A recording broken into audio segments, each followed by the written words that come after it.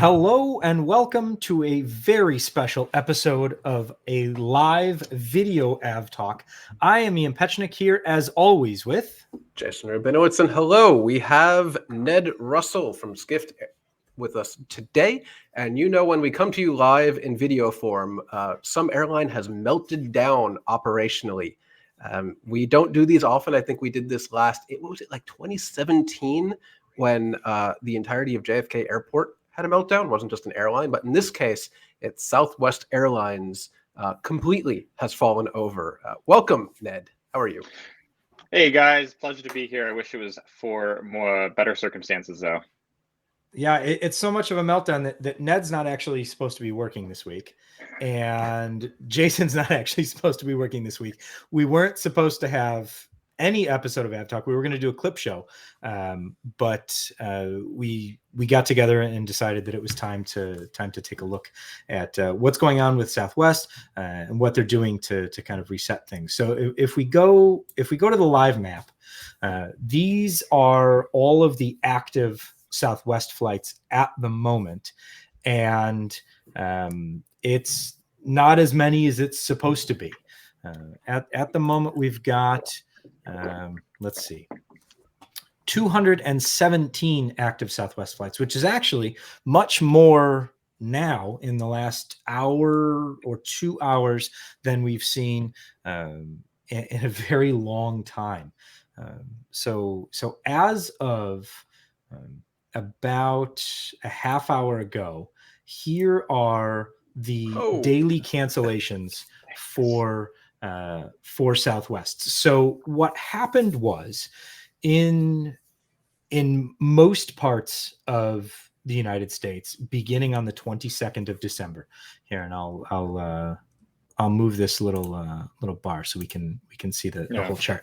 So on the 22nd of December, weather moved in across the U.S.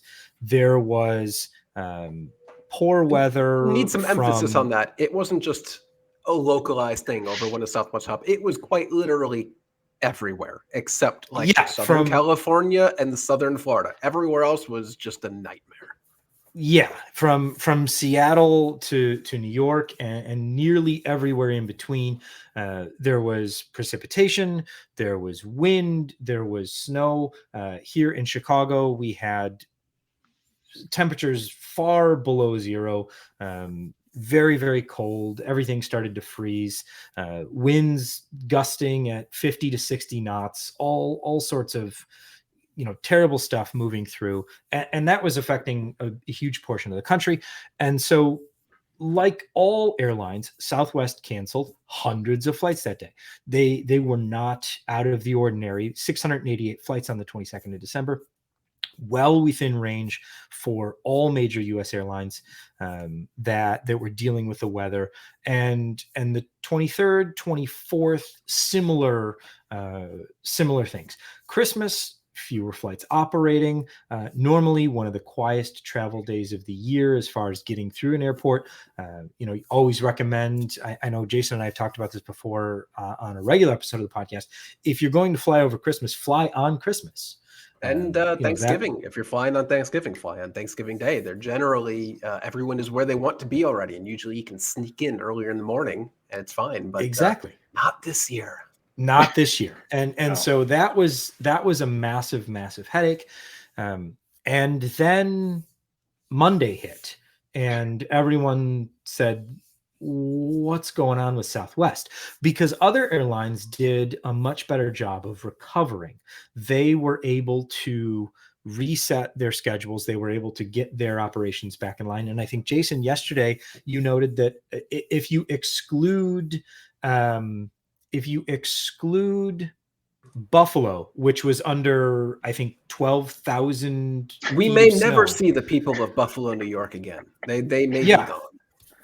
So if you exclude Buffalo, American didn't cancel any flights yesterday, or barely. Yeah, American, hats off, kudos to the operations team at American. They were dealing with the same weather that everyone else was. Yes, they do have a hub in Miami, so they were spared the worst in that region. But American managed to pull off a nearly flawless day after Christmas, which is great. They still had, I think, like a third of their flights were delayed, but the actual important bit of getting them out, nearly flawless victory, which is pretty great. Not every U.S. airline, other than Southwest and American, performed as well. Delta had quite a significant number of cancellations. United wasn't as bad. JetBlue had a number as well. But then there's Southwest, where if you put Southwest along with all the other U.S. carriers, they just go off the top of the chart. The scale gets blown out. Yeah. So for, I guess, for comparative, a scale of the issue, Southwest operates about 4,000 flights per day. So over the Christmas holiday, they canceled between about a third of their flights, and then it got worse from there. Where we're looking at 2/3, and the number for Friday, the numbers in yellow for today, tomorrow, or on Thursday, I'm sorry, through the 29th, those are all projected because they're changing, not minute by minute anymore. Southwest seems to have slowed down the rate of cancellation, but they are changing very quickly. And the cancellations for the 29th continue to grow as well, because Southwest has said they expect to operate about only a third of their scheduled flights for the next few days to allow the system to reset. Yeah, and it's crazy because this is quickly moving into New Year's travel. I mean, we're going to get out of Christmas into New Year's. It's just, yeah, it's watching it spike and continuing. It's, and you feel touched for on anyone it, out Ian, on the road. Yeah, you touched on it, Ian, that yesterday, optimistic start of the day for Southwest, where only about a third of flights were canceled. And then as the day went on, their operation unraveled more and more and more. And the number of cancellations went up every time you refreshed anything you were looking at, whether Flight Radar 24 or wherever else you get your supply of delayed and canceled information from. Every time it got worse and worse and worse throughout the end of the day, where it was up to 70-something% of flights canceled. A really, really horrible approach for any business, let alone an airline, to string people along through the entire day only to cancel at the end of the day. Whereas today it was and going forward is much more of a forward-looking approach, where they just axed the night before 70% of the flights out of the gate, not stringing anyone along. The only people who should be going to the airport are people who have what they think right now, at least, are confirmed operating flights. So yesterday, not just an operational mess, but a communications mess, and that's something we'll talk about. No, yeah. Go on. Yeah. No. So go ahead, Ned. No, I was just going to say, I mean, even the way we can talk about this more further, but communications, I hear numerous stories about people only finding out when they went to check in or looked at their phone that their flight was canceled. There weren't, the proactive text messages or emails or anything, but we can talk about that more. Yeah, we'll get to that. We'll get to that in just a little bit. But first I want to continue kind of the discussion of what's happened. So Southwest, or why it's happened, really. So Southwest is an airline that operates, they say they don't have hubs. They have cities in which they operate a predominant number of their flights. So if you look at where those flight cancellations are taking place, you're looking at places like Denver, Las Vegas, Chicago Midway, Baltimore, Washington, and then throughout the system, to a lesser extent. What happened was, over the holiday period, because of the weather's impact, pilots, aircraft, flight attendants got out of position from where they're supposed to be. And they couldn't operate certain legs, they could operate others. So they got out of position of where they needed to be to operate the rest of the schedule. And go ahead. I wanted to say this is worse for Southwest because they operate a point-to-point network. So a crew could start, say, in Baltimore and then fly to Nashville, Houston, Denver, Vegas, and end the day in Los Angeles. So they're crossing the entire country. So if that flight gets canceled on one leg, say Baltimore, Nashville, suddenly you've hit the schedule across the country. And then if you lose track of your crew, they could be in Nashville. Maybe they deadheaded on to Houston, but you don't know where they are. And it cascades out of control at Southwest. It can, if it's not controlled. Whereas you see hub and spoke airlines, typically crews, or at least planes, are flying back and forth from a hub. So if Denver's hit, everything gets canceled, but the airline's fine in Houston and Chicago, and I'm talking about United here, but it's unique to Southwest the way they schedule their crews and their planes. Yeah, that's certainly a big part of why crews were so kind of out of place from the start, at the beginning of the next day, and then having that cascade on. The other part of it, as Ned mentioned, is knowing where your crews are. And based on comments that Southwest CEO Bob Jordan made last night on the 26th, they didn't know where their crews were. Southwest manually updates its scheduling software to understand where their crews are. There's a team of people that, if there are irregular operations, they have to manually adjust where the crews are. So if there's weather, if an aircraft is supposed to fly from San Francisco to Albuquerque to Kansas City to Chicago, and the flight from Albuquerque to Kansas City can't operate, Southwest has to manually go back and say, oh, that flight didn't go. The crew and the aircraft are still in Albuquerque. Yeah. And go ahead, Jason. That's a big part of the problem. That the biggest problem we saw, at least anecdotally, was that Southwest just wasn't able to keep track of where its people were, when they were, what they were supposed to be doing. And anecdotally, we saw a lot of reports of the plane is here, it's full of fuel, the bags are on, the passengers are on, we have 2 pilots, but we only have 2 flight attendants. We don't know where that 3rd flight attendant is. They are somewhere and no one knows where. And that, it seems like, is what really caused this issue, is that Southwest just did not know where its people were. And we can get into why that might have happened and how that happens and why it's important. But more than anything else, this was a people problem caused by, how do we put this nicely? Really, really bad, outdated infrastructure, I guess. Yes.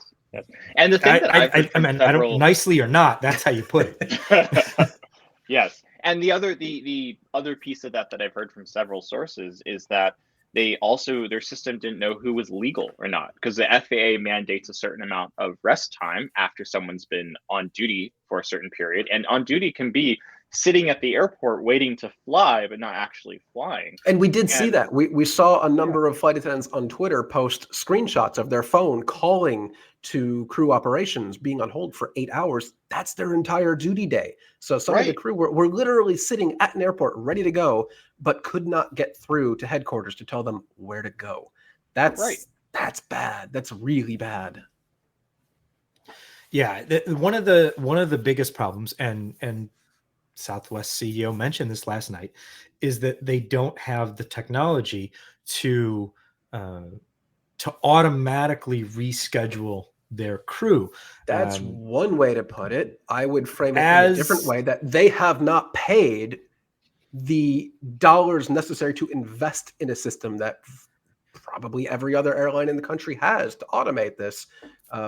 Almost seems like he's deflecting the blame on that. There's no one else to blame other than the leadership of Southwest for not investing, rather giving money back to shareholders again, which ironically they just said they were going to start doing. Was that like last week or the week before? Oh yeah, it was 2 weeks ago. But it's even worse, because Bob Jordan was the chief operating officer of Southwest Airlines before he became the CEO. There it is. Yes. That ties it all together. So not only is he now the chief executive officer, but the guy doing the job of actually running the airline before him, that was him. So there's no one to blame but himself. Yeah, well, there's also that, but this goes back to this isn't new to Southwest. The lack of investment in IT infrastructure is an old story for Southwest.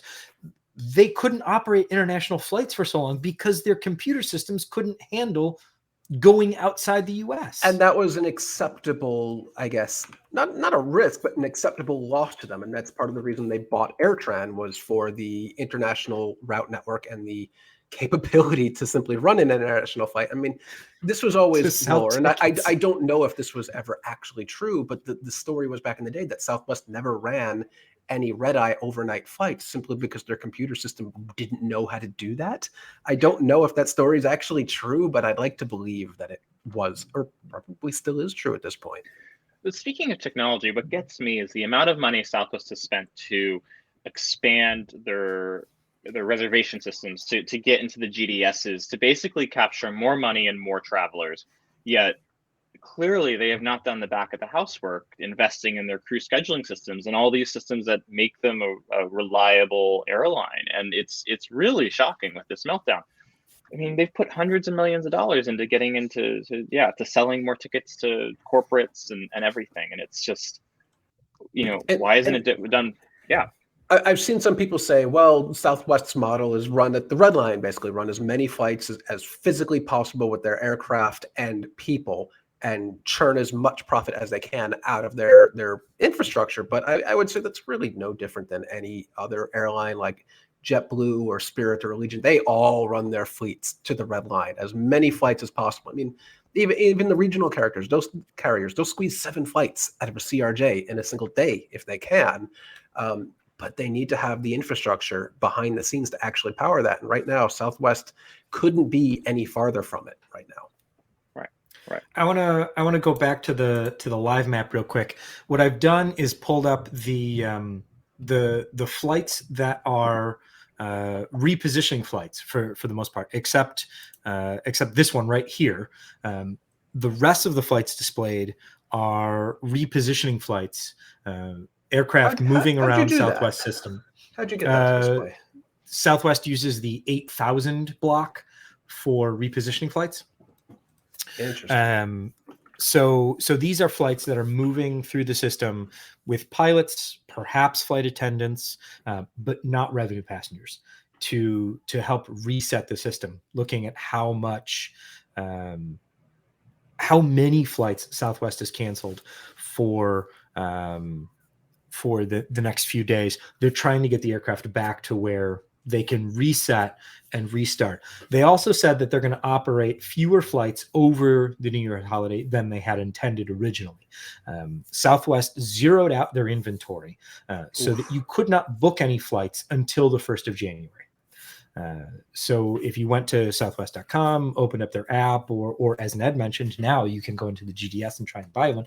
All of the inventory was zeroed out ahead of January 1st. So the ability to purchase a Southwest ticket is gone until next week, so that they can continue to reset the operation, because they had people standing in line for 5, 6, 7 hours yesterday, and then there was nobody there to rebook them. There was nothing there to rebook because they were canceling flights on an ad hoc basis. So now they've kind of, as Ned and Jason mentioned earlier, they've kind of taken that away. So at least people who are at the airport have a chance of leaving today, and they can or leaving in get, 3 days, get to where they're going. Or well, hopefully they're not at the airport if they're leaving in 3 days. So hopefully that's the thing. Now the question becomes is, how do you recover from this, and how do you make people whole? So one of the questions that has come up, that we've talked about on the podcast a million times when you book a flight, is being able to have a backup plan for what happens if something goes wrong. Now, normally, if you book a Southwest flight and one flight cancels, for the most part, it's fairly simple to get on another Southwest flight. Even though you can't rebook onto another airline, even though you don't have a lot of options outside the Southwest network, usually when something goes wrong with a single Southwest flight or a few Southwest flights because of weather or something like that, you can rebook fairly simply. But because Southwest doesn't have agreements with other airlines to allow people to rebook onto other airlines, that, when the whole network melts down, causes a very, very fast and frightening cascade of cancellations and ruined trips. That's something I wanted to mention as well. So if you book Delta, United, American, if your flight gets canceled and there are truly no options on that particular airline the rest of that day, someone at the airport will almost certainly be able to get you on one of the other airline flights that day. American will do it with JetBlue. JetBlue will do it with American. Delta might even put you on Alaska if you ask really nicely. Even earlier this year, we saw Spirit Airlines, a notorious ultra low-cost carrier, actually proactively rebooking passengers on other airlines, even though they don't have any interline or any reciprocity agreements with any other airline. They whipped out the corporate credit card and they were booking flights on other airlines to get people. Southwest, we haven't seen them do anything of the nature. And that might be because there simply aren't any other available seats out there. It's a really bad time, maybe the worst time of the year to have to do something like this. But surely there are seats out there at exorbitant costs for Southwest to book passengers on, but they just haven't done that. Or if they have, I haven't seen any evidence of that. I haven't even seen any standby lists from Southwest for their own flights. I would have expected by now to see standby flights that are actually, or standby lists on flights that are operating be like 1,000 names long, but we haven't seen that. On dot matrix printouts, wouldn't they be, Jason? I mean, when I was there for the last AirTran flight, it was on Southwest system, and literally there was a list this long of over 1,000 names on the standby list for that last AirTran flight. So I assume it's the same, but I haven't seen it. But not to get off course here, I'm disappointed that Southwest hasn't rebooked passengers on any other airline, or if they have, it hasn't been in any significant numbers at this point. So, well, my question Go ahead, Ned. No, I just want to. I mean, in terms of rebooking, you mentioned Spirit Airlines agents just getting out a credit card and booking them on other airlines. You know, I really look to Southwest leadership and wonder. I mean, if they aren't giving their staff the authority to just go ahead and do that, that's really a comment on Southwest leadership, because there's something in Southwest bureaucracy that's limiting agents from just going ahead and buying that ticket on another airline. Well, otherwise they probably would be. So that's it. It just doesn't reflect well at all on what Southwest decision making is right now. And this leads into the kind of the big picture topic that I wanted to cover as far as communication goes. I mean, we are not flying on Spirit on Southwest this week, but usually the airline is out very quickly. Airlines are out very quickly when something like this happens, with clear communication. Look, here's the problem. Here's what we're doing to fix the problem. If you've been impacted, here's what you should do. Don't go to the airport. Go to the airport. Call this number. What do you do? If you want to cancel your flight, go ahead. If you don't want to cancel your flight, but you want to fly later, great. That helps us out. I didn't see any of that from Southwest. And at this point, I think it was this morning on CNN, Southwest still had a spokesperson on who wasn't the CEO of the company, and I think it was Ross Feinstein, who has been a spokesperson for an airline before and been in a similar situation, said at this point it should not be this person from the comm shop who's standing in front of the camera on live television. It should be the CEO saying, we messed up, here's how we're fixing it. And does anyone know where the CEO of Southwest Airlines is at the moment? Even through their social channels, I pulled up Southwest Twitter account, and their last tweets are 6 days ago about getting in the holiday spirit, which they did not do well. And then one from yesterday just saying we continue to experience high call volumes and social inquiry. There isn't even an explainer posted of like what happened, what to expect. Here's what to do if your flight is canceled, which we'll talk about in a little bit. But there's no responsibility, no communication. It's like they didn't even have a plan. They must have a plan in place. Legally, every carrier that operates to the U.S. has to have a contingency plan. And then if all goes worst, here's what we do. And I'm sure they're putting it into place, but they must have skipped the chapter on actually communicating any of that. I don't know. Well, so this is what gets me. Bob Jordan, their CEO, I mean, he has an Instagram and a LinkedIn page that's very public. His last post on Instagram is about their celebrating 45 years in service at the New York Stock Exchange from their investor day. I mean, at this point, like, he should be on the major networks and posting I'm very sorry. It's really shocking. We mocked British Airways' CEO from one of the many IT meltdowns years ago for getting on camera, wearing the high visibility vest and taking maybe not responsibility, but at least saying, hey, here's what's going on. Here's what we're doing to fix it. Yes, we relentlessly mocked him for wearing a high visibility vest inside an office in front of a camera, but at least an attempt was made to get in front of camera and get the word out there, as opposed to this, which is just there's nothing is happening. I don't get it. So much brand loyalty And is being Southwest just is tossed out the window. absolutely, Southwest is traditionally good at this. Like they are. Remember when there was that unfortunate incident that the 737 window blew out at leaving Philadelphia, depressurized the plane, one passenger. Like Southwest, they moved quickly. They were on top of that. They were really responsive. Admittedly, that's one flight, not the whole system, but it's shocking that we're not having more of a high level response to this. More, get out and communicate with customers. So speaking directly. of high level response, the head of the Department of Transportation, I'm just going to call Yes, Mayor this Pete. is where we were going I next. like calling him Mayor Pete. He has been up airlines' asses this year about operational reliability, getting the job done, getting people where they need to be in a toothless way. It's been a lot of words, no real action. He posted a tweet yesterday saying, I will have comment about this tomorrow. And it is now 2:21 and a half Eastern time. And so far we haven't seen anything.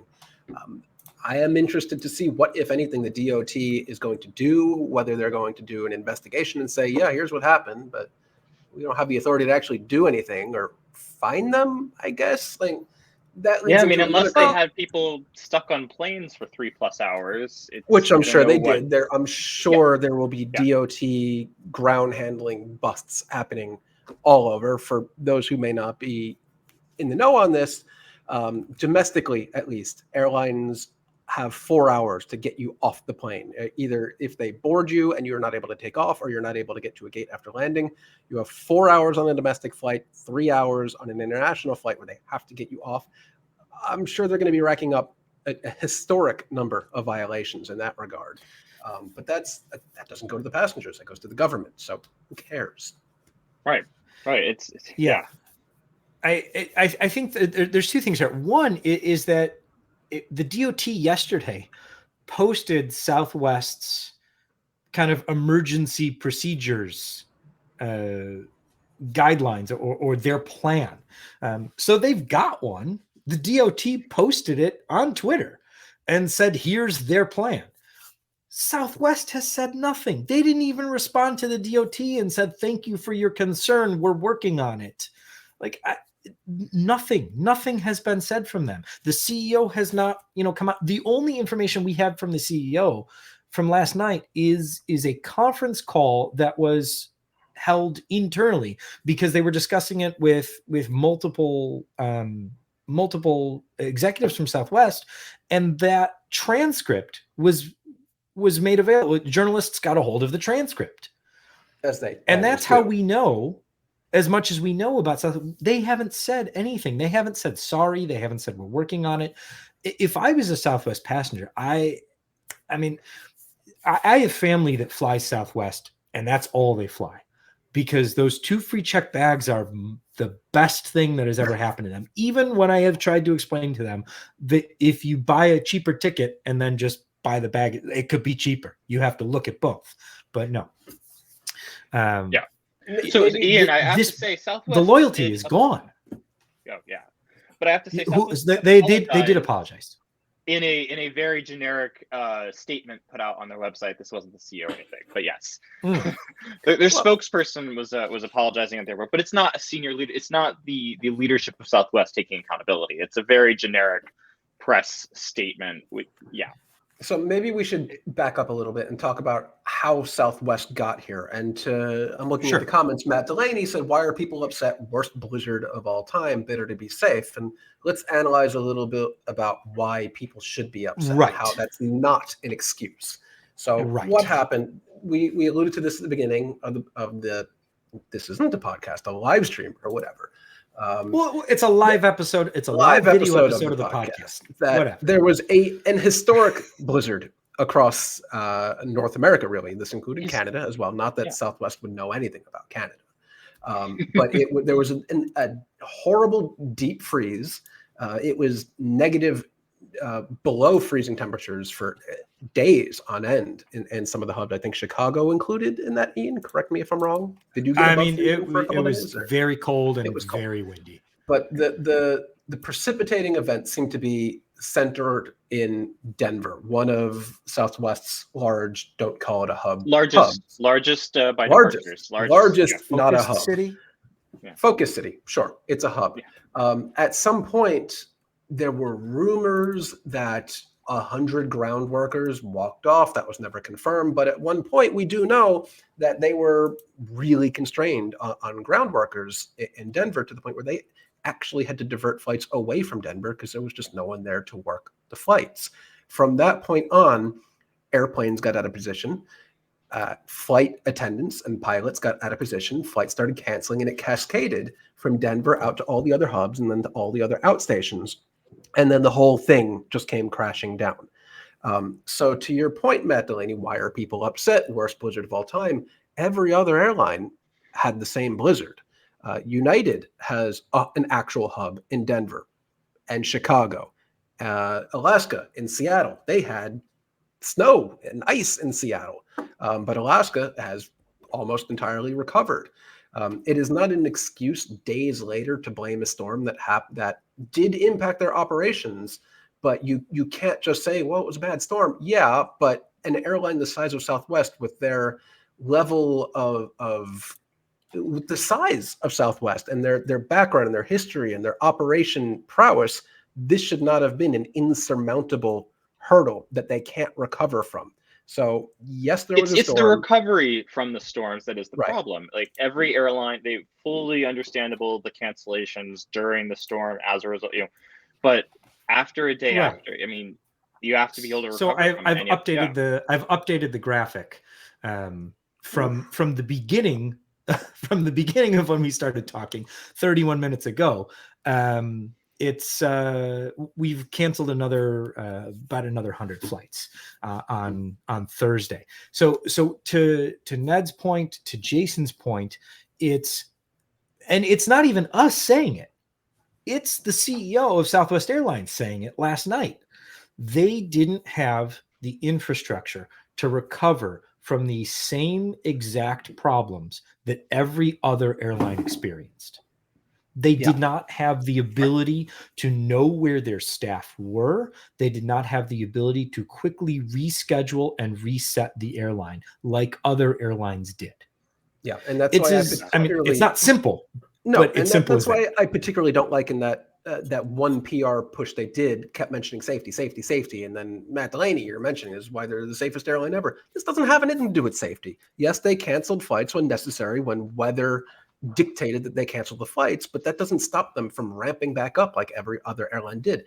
Safety is a diversion from the actual problem, which was I would say operational incompetence at this point. They just do not have the systems in place to reboot the airline. And again, this is not the first time we've seen this with Southwest or any other U.S. airline.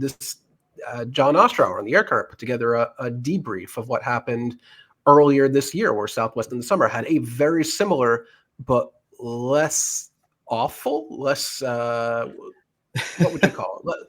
Less widespread system-wide failure. This is epic, and a lot of people with a lot of years in this industry have said they have never seen anything quite this bad. Right. And I hope we never see it again. And Adam Cartman, you said, why are intra-Hawaii operations impacted? Well, the planes can't get to Hawaii.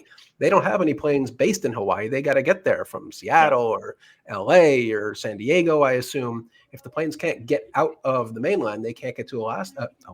Well, I guess, do they have any flights to Alaska? Doesn't matter. If they can't get to Hawaii, they can't run anything intra-Hawaii. And there's your answer. Right. Fly Hawaiian Airlines. Southwest, like we said, is just very different. Hawaiian has a dedicated intra-island fleet, whereas Southwest planes are coming from, Oakland to Honolulu, then flying the Kona leg and coming back. But look at them. They're running all these flights out of Hawaii now, because on the scale of where you want to get stranded, Hawaii is not so bad. But I feel for the people that are on a budget. I mean, the people that probably exactly save what I was and going to budget say. for their Christmas vacation, and then a couple more days in Hawaii sounds great, except hotels probably cost a couple $100 and food and everything. And who knows if you're And that speaks to the communication that people were or were not getting from Southwest, in the sense that, this at some point, like the weather, okay, weather's understandable. That's fine. I get it. It's a day or two. It sucks. If my vacation's late, if I miss Christmas, these are all terrible things. But that I understand. Like you can't fly when the fuel, can't be pumped into the wing. You can't fly when the winds, it's 60 mile if an it's hour unsafe gusts for the ground crew in a to cross. work the aircraft. Right. Like that, it sucks, but I get it.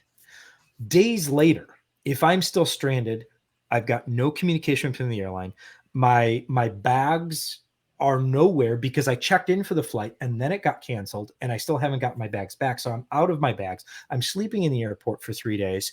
Do I get money for that? Is the airline going to allow me to, claim compensation for any of the things that I need to buy? If my bags are lost, if I've lost part of my, if I've had to rebook We hotels. do need to talk about this more Sweet. in depth on what you should do in a situation like this or what your recourse are. But we have some breaking news now. Congress is getting involved, and nobody likes that. Senators Markey and Blumenthal call for Southwest Airlines to compensate passengers for avoidable holiday cancellations. And I'll read their quote real quickly. Southwest Airlines is failing customers during the most important travel week of the year instead of a holiday, blah, blah, blah, blah, blah. Let's get to the meat. But the company can start by fairly compensating passengers whose flights were canceled, including not only rebooked tickets, ticket refunds and hotel, meal, and transportation reimbursement, but significant monetary compensation for the disruption to their holiday plans. Southwest is planning to issue a $428 million dividend next year. The company can afford to do right by the consumers it has harmed. Southwest should focus on its customers stranded at airports and stuck on interminable hold. Southwest cannot avoid compensating passengers by claiming these flights were cancellations caused by recent weather storms, as Southwest executives have acknowledged. The mass cancellations yesterday were largely due to a failure of its own internal systems. As such, those cancellations should be categorized as controllable, and Southwest should compensate passengers accordingly. To those points, John Walton has mentioned in our chat that if this was a European-based airline based in the EU 261 claims for this outage would probably bankrupt Southwest. I don't know. Nobody has done that math. I don't know if we can do that math, but 10,000. I think, we haven't done the EU 261 comp math, but I think Seth Miller did some back of the napkin math, and I was just poking around at it. I mean, 5 days, mostly full flights, times 4,000 flights a day. That's a few million passengers. That's a lot of money. Nobody has done that math, but just know, and this will lead into what you should do in the circumstance.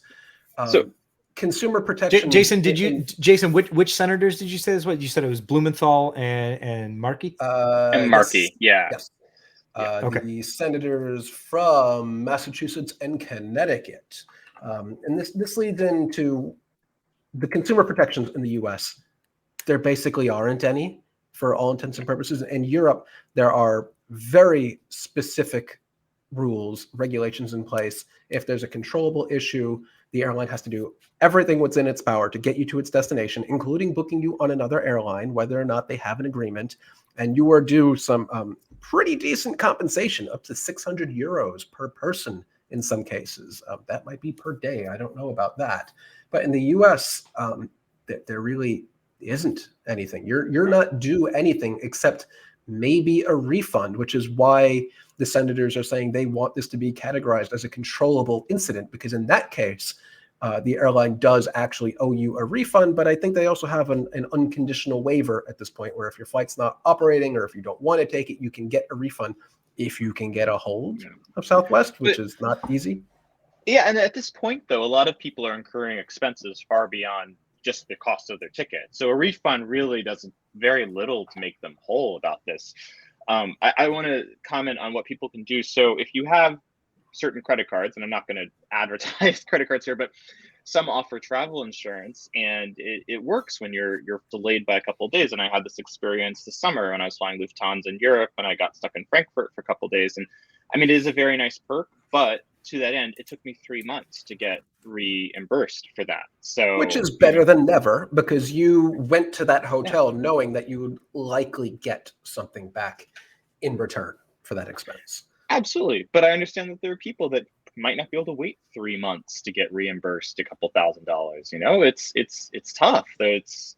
Yeah, and this is the holidays. Places are expensive. Shoot, I was looking at hotels in New York this week, and they're $400 a night. Like, it's yeah. Yeah. Speaking of compensation, even if Southwest does decide to compensate passengers for all of this, how quickly will that happen? It's going to take a long time to get through millions, a couple million passengers, and what they're owed. And your expenses may also well exceed whatever your credit card or travel insurance or anything is going to reimburse you, because right now there are some airlines taking advantage of the situation. If you look at the historic price graph for some flights that are heavily impacted by Southwest cancellations, the graph just kind of goes right off the screen.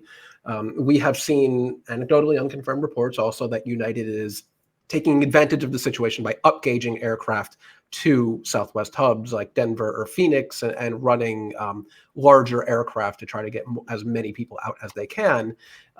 If you can afford it, great. But I'm sure a lot of people can see the availability on other airlines, but just can't book it, because who would want to pay $5,000 to go Denver to Phoenix or something like that? I'm not surprised that Scott Kirby is being opportunistic here and trying to move some people with his extra planes, but that's for another podcast.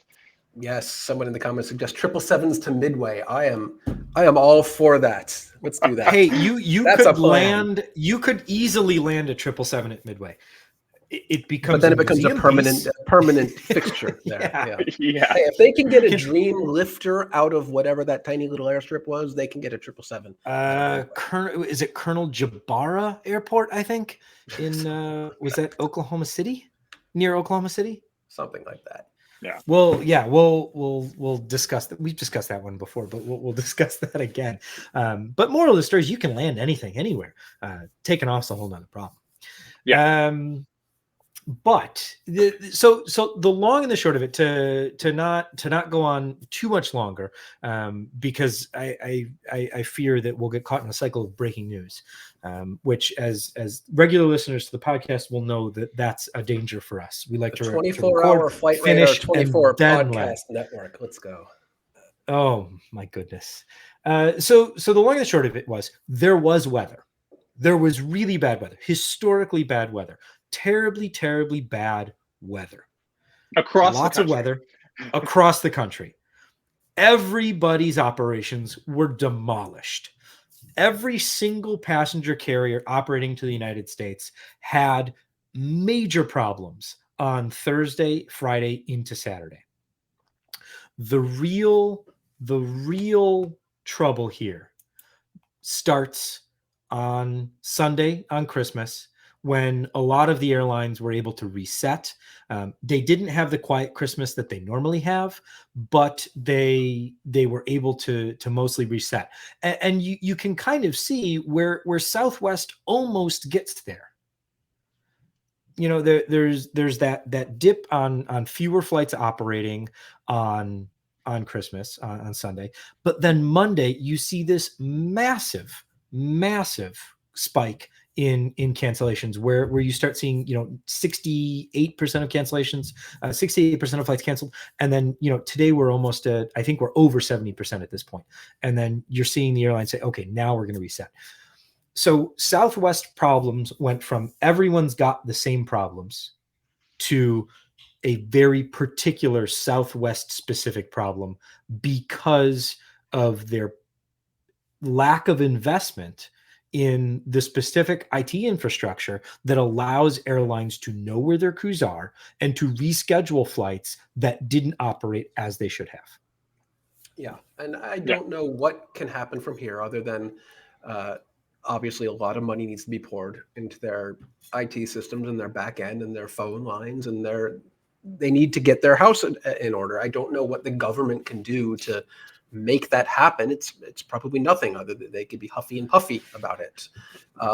Brian they can Cox call them to a hearing and grill them in the Senate, but you're right. Great. That accomplishes nothing other than embarrassing them. But Brian Cox in the comments says we should give recommendations on what passengers should do. At this point, hang in there. There's nothing really you can do other than look for a flight on another airline if there's availability, if you can afford it. But those are probably two unlikely outcomes at this point. You just have to, I got nothing. There's really nothing to tell you at this point other than you can't even call the airline because they're probably not going to pick up. Just keep going on their website and hope you can find availability on some other flight. Or as Kyle suggests, walk. Probably not a good suggestion.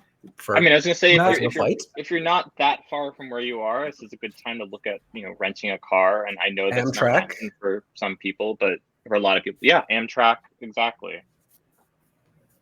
Yeah, this is a tough one because Southwest does not have agreements with other airlines to get you to where you need to be. If this was almost any other airline, it would be much less of an issue because Delta, United, American to a degree, there's still very little availability out there.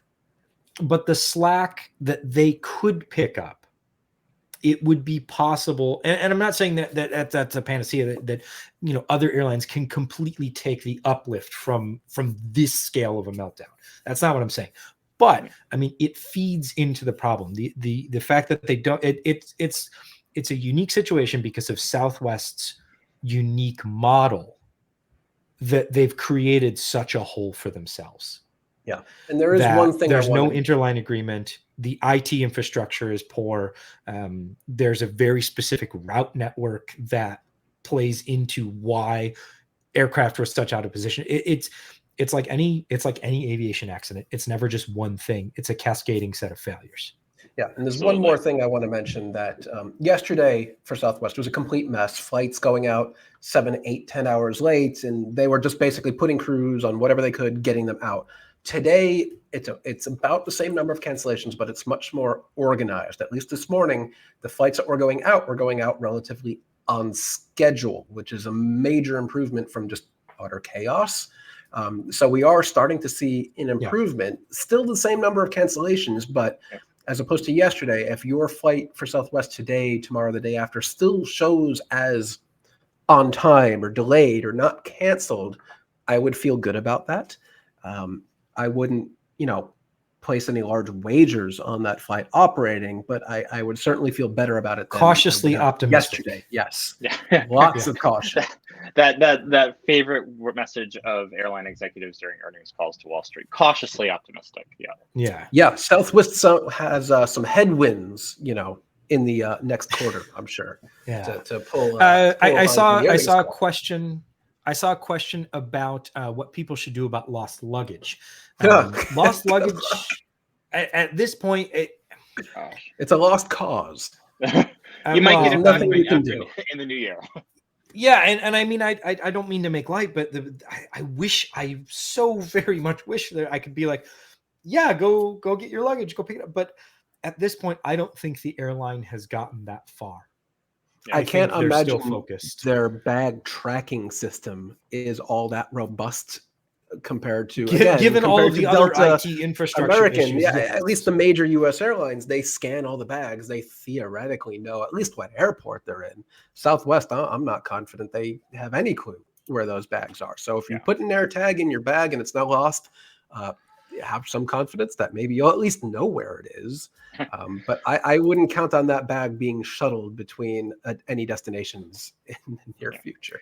When I was on CNN earlier today, they were noting that at Midway, the baggage people were just piling bags up from the origin destination. So if you happen to be at Midway looking for your bag, apparently they're heaped up and just, these are bags from Washington, these are bags from New York.